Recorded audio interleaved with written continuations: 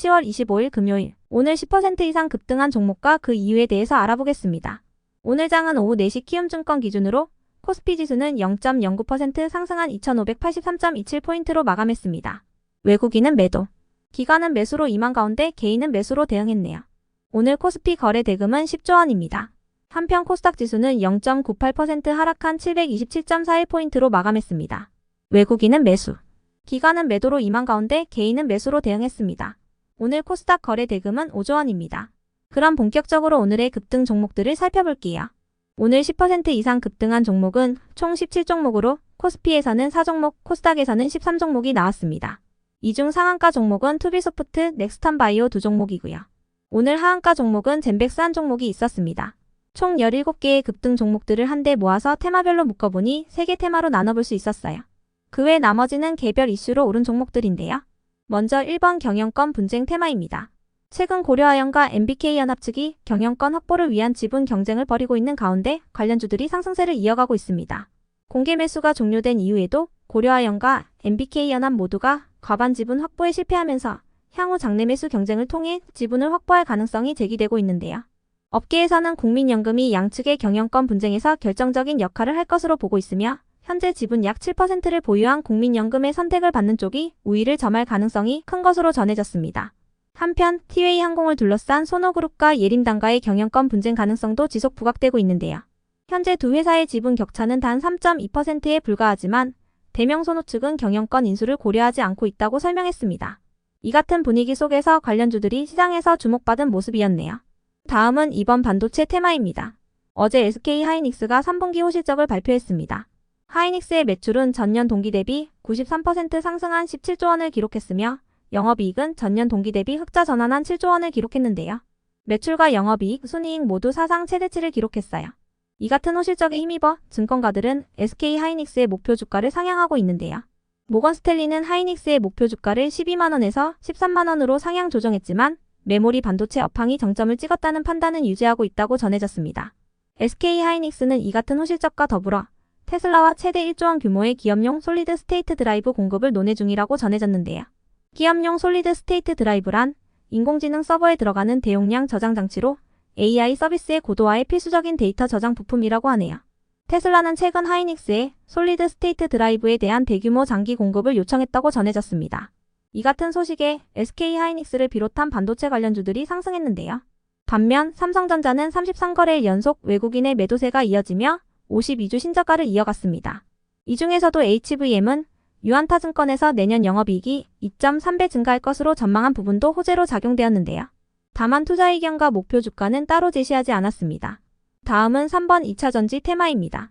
어젯밤 미국장에서는 테슬라가 호실적에 힘입어 21%의 급등세로 마감했습니다.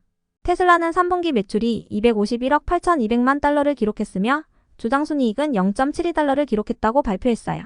테슬라의 이번 분기 매출은 시장의 예상치를 하회했지만 주당순이익은 시장 예상치를 크게 웃도는 수치였습니다. 자동차 부문 매출은 전년 동기 대비 2% 증가한 200억 달러를 기록했으며 테슬라의 미래 먹거리로 떠오르고 있는 에너지 저장 장치 매출 부문은 52% 늘어난 23억 8천만 달러를 기록했는데요. 그 밖에 소프트웨어 등 서비스와 기타 수익은 29% 증가한 27억 9천만 달러를 기록했어요. 이와 관련하여 일론 머스크는 내년에는 더 낮은 가격의 차량과 자율주행의 도래로 20%에서 30%의 차량 판매 성장이 있을 것이라고 밝혔는데요. 현재 자율주행 로보택시를 위한 차량 호출 앱을 개발하여 현재 샌프란시스코 베이 지역에서 자사 직원들을 대상으로 시험 운행 중이라고 밝혔습니다. 한편 산업부에 따르면 미국 재무부가 IRA 첨단 제조 생산 세액공제 최종 가이던스를 발표했다고 전해졌는데요. 해당 가이던스에 따르면 배터리에 대한 혜택이 늘어나며 배터리 기업들의 모듈 세액공제 요건이 다소 완화될 것으로 전망되고 있습니다. 이 같은 소식에 2차전지 및 일부 자율주행 관련주들도 함께 상승하는 모습이었는데요. 이 중에서도 YJ링크는 저번 주 금요일날 신규 상장한 기업으로 테슬라의 SMT 장비를 직접 공급하는 계약을 체결한 이력이 부각되면서 강세로 마감해 주었네요. 그 외 나머지는 개별 이슈로 오른 종목들인데요. 먼저 투비소프트와 오파스넷의 급등 이유는 파악되지 않았습니다. 이어서 넥스턴바이오는 자회사인 로스비보 테라피틱스가 노보노디스크와 당뇨병 치료제 공동개발 및 기술 수출을 위한 기밀 유지 협약을 체결한 이력이 지속 부각되며 강세를 이어갔습니다. 넥스턴바이오는 지난주에도 해당 사실이 부각되며 이틀 연속 상한가에 들어간 바 있으니 참고해주세요. 한편 비보존 제약의 급등 이유는 파악되지 않았지만 비보존 제약의 비마약성 진통제인 오피란제린의 품목허가 심사 기대감이 돌고 있다는 기사가 있긴 했었는데요. 오피란제린은 개발 속도가 가장 빠르고 성장 가능성이 높은 비마약성 진통제라고 전해졌습니다. 이어서 에머리지도 오늘 상승할 만한 호재나 공시는 파악되지 않았는데요. 해리스 부통령과 트럼프 전 대통령의 지지율이 박빙을 보이고 있는 가운데 경합주에서는 해리스 부통령이 여전히 우위를 보이고 있다는 기사가 있었으니 참고해주세요. 해리스 부통령은 의료용 대마초에 호의적이라고 알려져 에머리지를 비롯한 대마 관련주들은 해리스 부통령 수혜주로 분류되고 있습니다. 다음으로 피플바이오는 보행 분석 플랫폼인 모션코어의 개발을 완료하고 상용화를 앞두고 있다고 밝히면서 상승했습니다. 이와 관련하여 피플바이오의 관계자는 연말 내 론칭을 목표로 진행 중이며 제품 개발을 완료한 상태로 일부 피트니스 센터에서 피드백을 받고 있다고 전했습니다. 이어서 삼영-ENC의 급등 이유는 파악되지 않았지만 삼영-ENC는 최근에 방산 관련주로 묶이며 강세를 보인 바 있으니 참고해주세요. 한편 KCS는 양자암호 원칙 기술 인증 획득을 추진한다고 밝히면서 상승했습니다. KCS는 오늘까지 고양시 킨텍스에서 열리는 드론 및 도심 항공교통 박람회에 참가하여 양자 암호칩을 내세우며 한층 강화된 보안 역량 기술을 공개했다고 밝혔는데요. 올해 안으로 국정원 산하의 국가보안연구소로부터 QK-EV7 칩 기술력을 인증받는 것을 목표로 하고 있다며 해당 칩은 내년이나 내후년 중으로 드론 등의 다양한 통신 장비에 탑재될 것으로 예상한다고 언급했습니다. 끝으로 오늘은 하한가를 간 종목도 한 개가 있었는데요. 젠백스는 어제 저녁 진행성 핵상마비 환자를 대상으로 한 GV1001의 국내 2회 이상 임상 톱라인 결과를 수령했다고 공시했는데요. 임상 결과 치료제로서의 가능성을 확인했고 안전성도 확인됐다고 밝혔습니다. 다만 해당 결과를 두고 국내와 해외 반응이 엇갈리면서 이번 임상이 성공이냐 실패냐에 대한 논란이 일고 있다고 하는데요.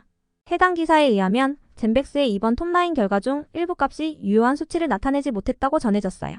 이로 인해 젠백스는 향후 임상 2회 이상 최종 보고서를 통해 다시 한번 임상의 결과가 유효한지를 검증받아야 하는 상황에 놓였다고 전해졌습니다.